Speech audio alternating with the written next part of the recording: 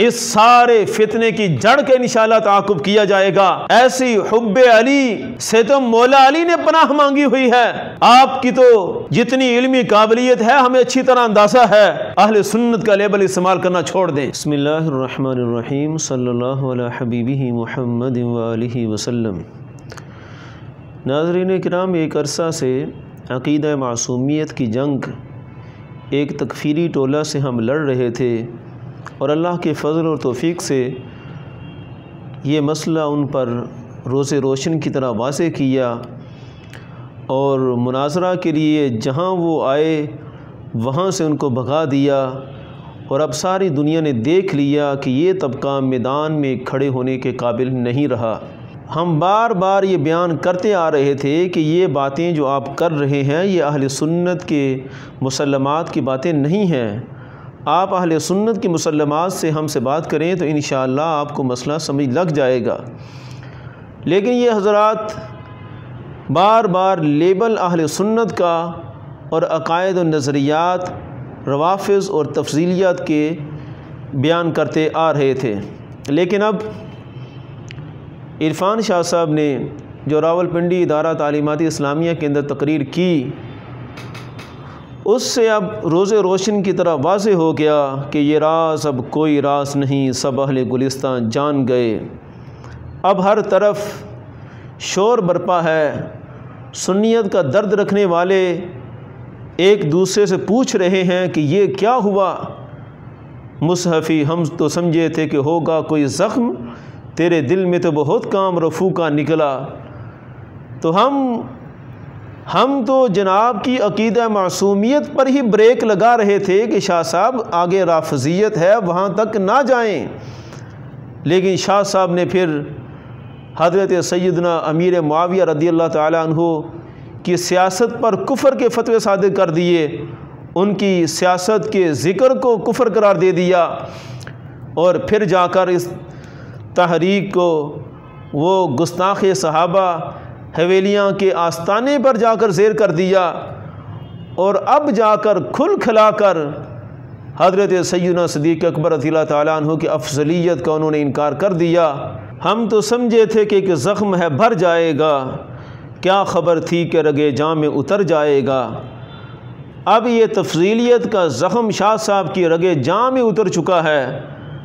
پنڈی کی تقریر میں شاہ صاحب نے جس انداز سے عقیدہ اہل سنت پر ضرب لگائی اور عقائد اہل سنت کی دھجیاں اڑا کر رکھ دیں، انشاءاللہ یہ اپنے وقت پر ہم جلد یہ سارے دلائل سامنے لائیں گے، اور انشاءاللہ ہر سنی سامنے لائے گا۔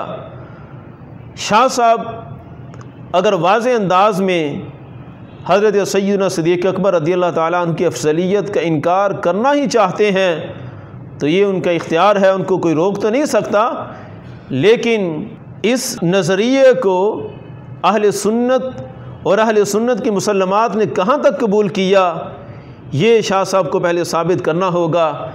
وہ اس نظریے کو قبول کرنا چاہتے ہیں، پرچار کرنا چاہتے ہیں تو کریں، اپنے اختیار سے جو مرضی کریں، لیکن اس نظریے کو اہل سنت کا نظریہ نہ قرار دیں، اہل سنت کے نظریے کا لیبل استعمال کرنا چھوڑ دیں۔ بس آج ہم ان سے یہی استدعا کریں گے کہ آپ اپنے نام کے ساتھ باقاعدہ تفصیلیت لکھوایا کریں، جو آپ کا نظریہ ہے اسی پر آئیں۔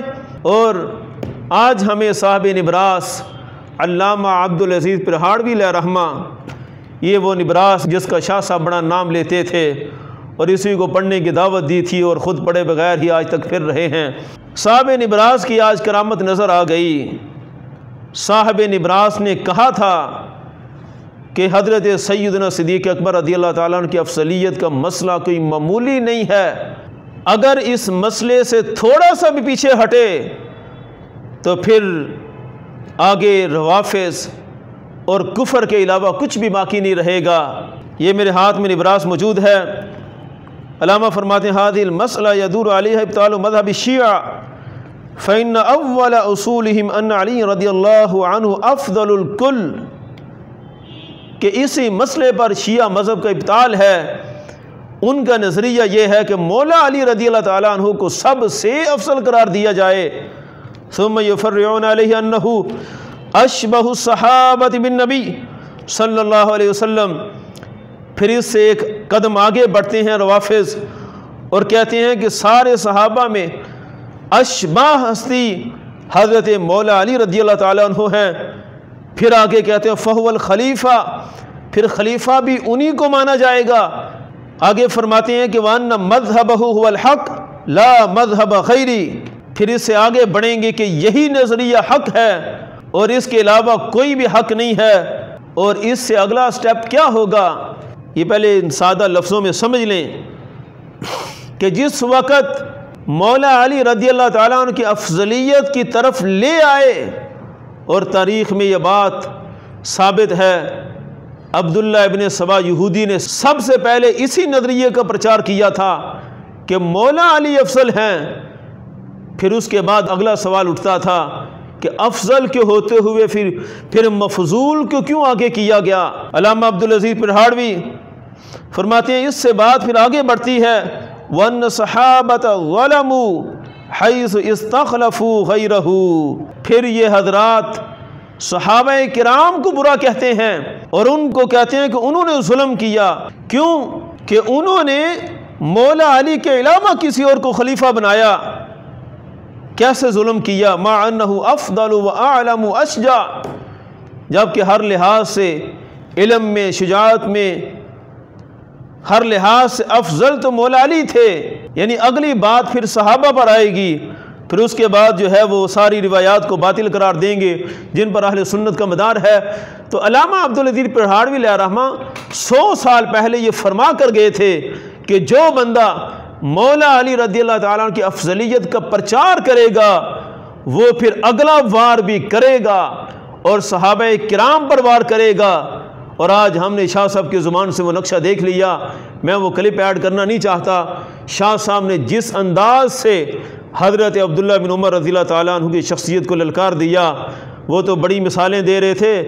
ایک شریف آدمی اپنے جیسے اپنے لیول کے شریف بندے کو اس طرح نہیں للکارتا جس انداز سے شاہ صاحب نے کروڑوں اولیاء کے بادشاہ، کروڑوں اولیاء جن کی گرد راہ پر قربان ہو جائیں وہ صحابہ، اور ان میں بھی حضرت عبداللہ بن عمر جیسی ہستیاں ان کے کول کی دھجیاں اڑائیں اور کہنے لگے تمہیں پوچھتا کون ہے، ہم یہ ترتیب رکھتے تھے۔ تو ایسا انداز شاہ صاحب نے اختیار کیا جو حضرت علامہ عبدالعزیز پرہاڑوی علیہ رحمہ بیان کر کے گئے تھے کہ جو یہ افضلیت کی ترتیب بدلے گا، افضلیت پر وار کرے گا، پھر اگلا وار اس کا صحابہ کرام پر ہوگا کہ آج 14 صدیوں بعد یہ سمجھ رہے ہیں کہ یہ افضل تھے، تو صحابہ کرام نے کیوں نہ سمجھا، اور یہی شاہ صاحب نے کیا۔ اور آگے آپ اپنے انداز میں بیان کرتے ہیں کہ پھر اگلا وار 14 صدیوں کی امت پر ہوگا کہ امت آج تک فیصلہ کیوں نہ کر سکی، اور شاہ صاحب نے وہی کیا۔ اور مولا علی رضی اللہ تعالیٰ عنہ کے فرمان کو کہا کہ عاجزی سے انہوں نے کہا تھا، اسی کو آج تک روافض تقیہ بیان کرتے آئے تھے۔ شاہ صاحب نے چونکہ بس الفاظ نہیں وہ استعمال کیے لیکن نظریہ سارا وہی بیان کر دیا۔ شاہ صاحب جو چاہیں کریں، مولا علی رضی اللہ تعالیٰ عنہ کے فرمان کی بھی انہوں نے بڑے عجیب انداز سے تعویل کر دی کہ ان کا مطلب یہ تھا وہ تھا۔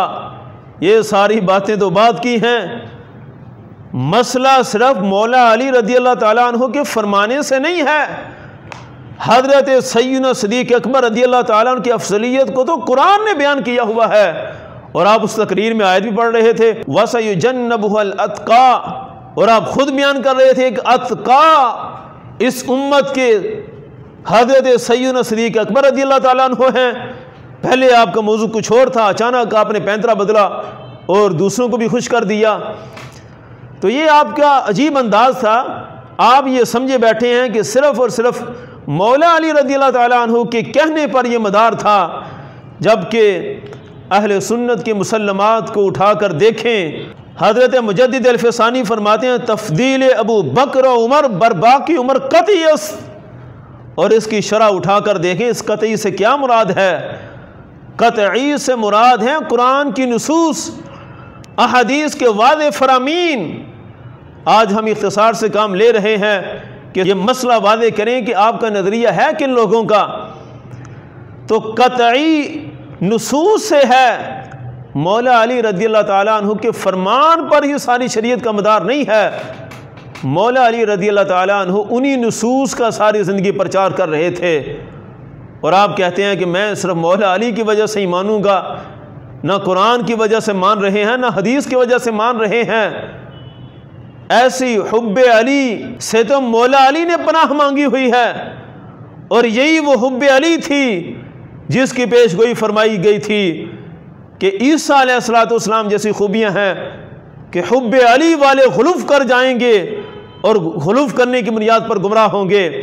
اس لیے آج ہم صرف اتنا ہی بیان کریں گے، اس سارے فتنے کی جڑ کے انشاءاللہ تعاقب کیا جائے گا۔ ہمیں اچھی طرح اندازہ ہے کہ آپ کے آس پاس کون بیٹھے تھے۔ وہ ٹنچ باٹا سرکار کا بڑا قریبی بھی پاس بیٹھا تھا، وہ کینیڈین مجدد اس کا دماد بھی وہیں بیٹھا تھا۔ یہ سارا ٹولہ ہی وہ تھا کہ جنہوں نے اس نظریے کو 20 سال سے نافذ کرنے کی کوشش کی ہے، اور آپ 20 سال تک کہتے تھے کہ یہ غلط ہیں، اور آج انہی کے چرنوں میں جا کر بیٹھ گئے، اور انہوں نے بھی اعلان کر دیا کہ اب ہمارا اور ان کا نظریہ ایک ہو گیا۔ آپ کی تو جتنی علمی قابلیت ہے ہمیں اچھی طرح اندازہ ہے، جس نظریے کا پرچار کر رہے ہیں یہ نظریہ ہے ٹنچ باٹوی کا۔ ٹنچ باٹوی کے پیچھے ہے وہ مصری غایت التبجیل والا، اور مصری کے پیچھے ہیں وہ یہودی لابی کے مستشرقین جنہوں نے امت مسلمہ کی بنیادیں ہلانے کے لیے اس نظریے کو نافذ کرنے کے لیے پورا زور لگایا۔ انشاءاللہ سب کا تعاقب کریں گے۔ آپ سے بس اتنی درخواست ہے کہ یہ میرے ہاتھ میں مکتوبات امام ربانی اور اعلیٰ حضرت کا فتاوی رضویہ موجود ہے۔ آپ نے اگر اس نظریے کا پرچار کرنا ہے، ہمیں صرف ہمارے ائمہ کی زبان میں سمجھا دیں کہ ہمارے امام احمد رضا کا نظریہ یہ تھا، ہمارے مجدد الفسانی کا نظریہ یہ تھا، ہم ماننے کے لیے تیار ہو جائیں گے۔ میں صرف مجدد الفسانی کی زبان سے اور امام احمد رضا کی زبان سے ادنا سی بات عرض کر دیتا ہوں۔ یہ ہے مجدد الفسانی کے مکتوبات، اچھی طرح دیکھ لیں۔ مکتوب نمبر 202 دفتر اول کے اندر امام ربانی فرماتے ہیں، کسے کہ حضرت امیر را افضل از حضرت صدیق گوید از جرگہ اہل سنت می برایت، کہ جس کسی نے بھی حضرت امیر مولا علی رضی اللہ تعالیٰ عنہ کو صدیق اکبر رضی اللہ تعالیٰ عنہ سے افضل کہا، از جرگہ اہل سنت می برایت، وہ اہل سنت کی صفوں سے خارج ہو جاتا ہے۔ یہ میرے امام ربانی کا ایک فرمان۔ اور اسی طرح فتاوی رضویہ جلد نمبر 5 صفحہ نمبر 581 کے اندر اس میں امام احمد رضا فاضل بریلوی امام اہل سنت فرماتے ہیں، آج کل کے جہال حضرت شیخین رضی اللہ تعالیٰ عنہما پر تفضیل حضرت مولا علی کرم اللہ تعالیٰ وجہ الکریم میں کرتے ہیں، یہ تصریح مزادت شریعت و معاند سنت ہے، ولہذا ائمہ دین نے تفضیلیہ کو روافض سے شمار کیا۔ آگے فرماتے ہیں یہ بات ہم نے مطلع القمرین فی ابانۃ سبقۃ العمرین کے اندر تفسیر سے بیان کی۔ مزید فرماتے ہیں اگر تفضیل شیخین کے خلاف کوئی حدیث صحیح بھی آئے قطعاً واجب التأویل ہے، اور اگر بفرض باطل صالح تعویل نہ ہو واجب الرد ہے کہ تفضیل شیخین متواتر و اجماعی ہے۔ شاہ صاحب امام اہل سنت تو حدیث تک کو فرماتے ہیں کہ یا طویل ہوگی یا واجب الرد ہے، اور آپ مولا علی رضی اللہ تعالیٰ عنہ کے قول کو فرماتے ہیں کہ اس کا مطلب یہ ہے، اور افضلیت جو ہے وہ ماننی چاہیے۔